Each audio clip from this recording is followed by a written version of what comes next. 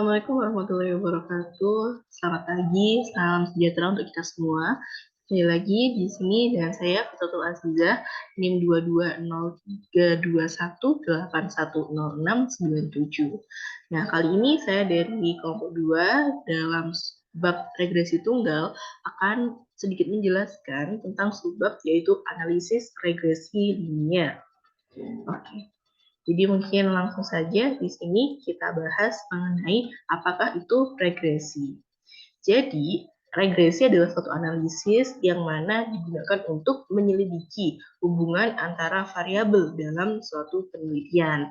Nah, contohnya di sini jika ada seorang peneliti yang mengatakan usia mempengaruhi prestasi akademik siswa, maka usianya merupakan variabel bebas dan potensi berdampak pada hasil yaitu adalah variabel terikat. Dalam hal ini kinerja akademik. Oke, kita kembali lagi ke pengertiannya tadi ya. Jadi pengertiannya tadi kan analisis regresi itu untuk menyelidiki hubungan antara variabel. Nah, yang dimaksud dalam hubungan antara variabel ini adalah hubungan antara variabel yang terikat dan variabel yang bebas. Jadi seperti yang kita tahu, variabel terikat itu adalah hasil yang diperoleh dari penentuan variabel bebas yang peneliti gunakan. Oke, jadi dalam regresi ini tadi kan harus ada variabel terikat dan variabel bebasnya. Variabel yang terikat biasanya disimbolkan dengan Y dan variabel yang bebas disimbolkan dengan X. Yang mana variabel yang terikat ini dia harus kontinu, yaitu terus-menerus. Sedangkan variabel bebas itu boleh tidak kontinu atau berupa tingkatan atau mungkin kategori. Nah, jadi contoh jenis variabel yang terikat atau kontinu itu contohnya adalah tekanan darah atau mungkin usia manusia. Sedangkan contoh variabel bebas yang tidak kontinu itu adalah jenis kelamin dan tingkatan sosial. Nah, kemudian penelitian awal dari kemungkinan hubungan antara dua variabel yang kontinu dan tidak kontinu ini dia bisa dilihat dari plot pencar atau scatter graph. Oke. Nah, plot tersebut digunakan untuk apa? Untuk menguji linear atau tidaknya data tersebut. Jadi di sini syarat untuk digunakannya data variabel tersebut bisa dimasukkan dalam regresi kalau dia sudah linear. Kalau misalkan data tersebut belum linear, maka nanti akan dihasilkan uji regresi yang tidak maksimum seperti itu, atau nanti tidak bisa dilihat bahwa variabel tersebut saling berpengaruh. Jadi kalau peneliti ini ingin melihat apakah dua variabel atau variabel bebas dan terikat ini saling berpengaruh, diuji terlebih dahulu linear atau belum. Kalau sudah linear, maka bisa digunakan yang uji regresi linearitas ini. Seperti itu. Nah, kemudian selanjutnya terkait dengan tujuan dari analisis regresi itu ada 4 tujuan utama, yaitu deskripsi, estimasi, prediksi, dan kontrol. Secara deskripsi, regresi ini menjelaskan hubungan antara variabel terikat dan variabel bebas ya, seperti yang tadi telah kita sampaikan. Kemudian estimasi itu adalah berkaitan dengan penggunaan nilai-nilai variabel bebas yang diamati dan nilai variabel terikat yang dapat diperkirakan. Kemudian analisis regresi dapat berguna untuk memprediksi hasil dan perubahan variabel terikat berdasarkan hubungan variabel terikat dan variabel bebas.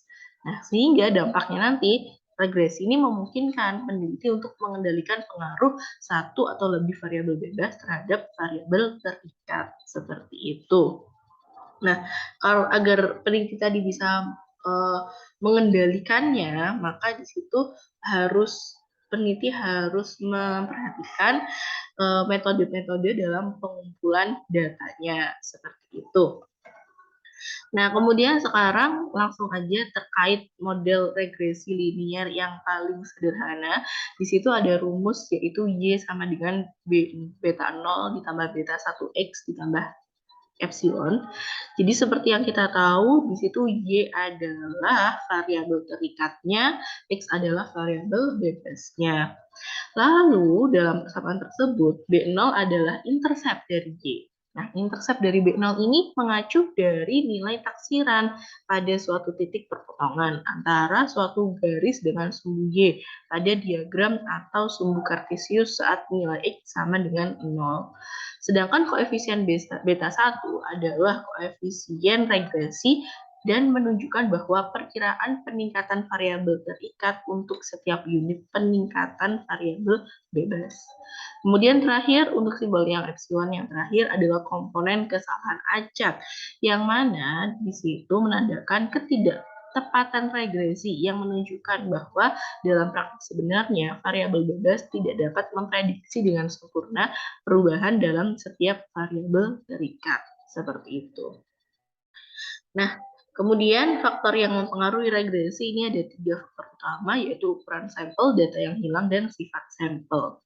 Oke, terkait ukuran sampel terlebih dahulu, jadi kalau ukuran sampelnya itu kecil atau mungkin datanya sedikit, akan ada kemungkinan bahwa sampel tersebut hanya menunjukkan hubungan antara variabel tertentu yang mungkin hubungannya itu udah terlihat sangat jelas. Nah, maka ukuran sampelnya harus dipilih berdasarkan jumlah variabel bebas dan peneliti perlu mengecek kekuatan pengaruh antar variabel. Jadi tadi dikatakan bahwa kita cek dulu variabel bebas dan tingkat ini setelah memenuhi analisis linearitas atau belum. Jadi belum ke regresi ya, masih yang linearitas sebelumnya.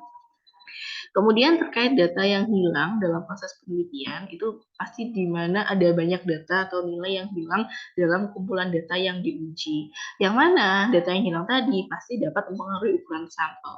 Oleh karena itu, semua nilai yang hilang harus ditanggulangi sebelum dilakukan analisis regresi. Nah, itu mengambil data ulang atau mungkin melengkapi data-data yang ada. Terakhir, berkaitan dengan sifat sampel, di mana subsampel dalam sampel yang lebih besar dapat menutupi efek aktual dari variabel terikat dan variabel bebas. Oleh karena itu, jika subsampel telah ditentukan sebelumnya, regresi dalam sampel dapat dilakukan untuk mendeteksi hubungan yang sebenarnya. Jika tidak, maka analisis harus dilakukan pada seluruh sampel seperti itu.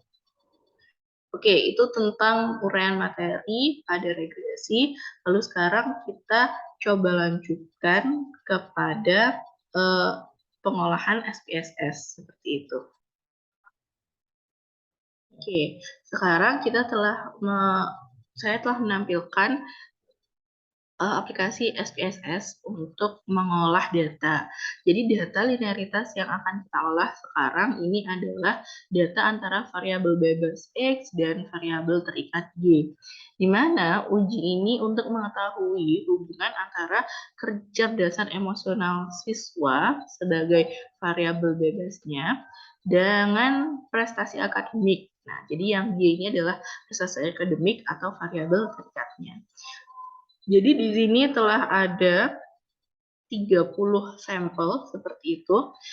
Nah, kemudian untuk melakukan uji linearitas, jadi pertama kita lihat di sini terlebih dahulu variabelnya namanya sudah diganti yaitu dengan X dan Y. Tadi X menandakan variabel bebas dan Y menandakan variabel terikat. Kemudian untuk angka desimalnya kita jadikan 0 saja semuanya. Nah, kemudian kalau sudah diganti nama dan labelnya telah kita berikan tambahan nama label, kita lihat lagi di sini di data view sudah lengkap semua datanya. Sekarang kita mulai analisisnya. Nah, analisisnya ini sangat-sangat simple, yaitu kita klik analyze, terus habis itu kita klik regression. Jadi di regression ini ada banyak pilihan. Yang kita gunakan adalah regresinya linear. Jadi kita klik yang linear. Nah, setelah itu di sini kita lihat, jadi tadi sebelumnya, oke. Nah, jadi mungkin tadi ini, nanti akan seperti ini tampilannya, dependent dan independennya masih kosong. Kita harus mengisi terlebih dahulu. Jadi untuk yang dependent itu kan adalah variabel yang terikat. Nah, variabel terikatnya berarti adalah yang variabel Y, kemudian variabel independennya berarti kan adalah variabel bebas. Maka kita masukkan yang variabel X seperti itu. Nah, kemudian tidak ada sesuatu lagi yang perlu diklik karena di sini adalah linearitas yang sederhana. Berarti langsung aja kalau udah dependennya variabel Y, independennya variabel X, kita klik OK. Nah, kita tunggu beberapa saat, kemudian nanti di sini langsung keluar tabel-tabel regresinya, seperti itu. Nah, tabel regresi di sini memuat banyak tabel, yaitu pertama tabel variabel, kemudian tabel model, lalu tabel ANOVA, dan tabel koefisien. Nanti mungkin untuk tabel yang mana yang diambil, nah itu tergantung penelitinya akan menjelaskan data yang mana, seperti itu. Nah, mungkin itu yang bisa saya sampaikan terkait dengan uji regresi linearitas yang sederhana menggunakan cara SPSS. Nah, terima kasih telah menyimak dan kita lanjutkan diskusinya di sekejar. Terima kasih, saya tutup. Wassalamualaikum warahmatullahi wabarakatuh.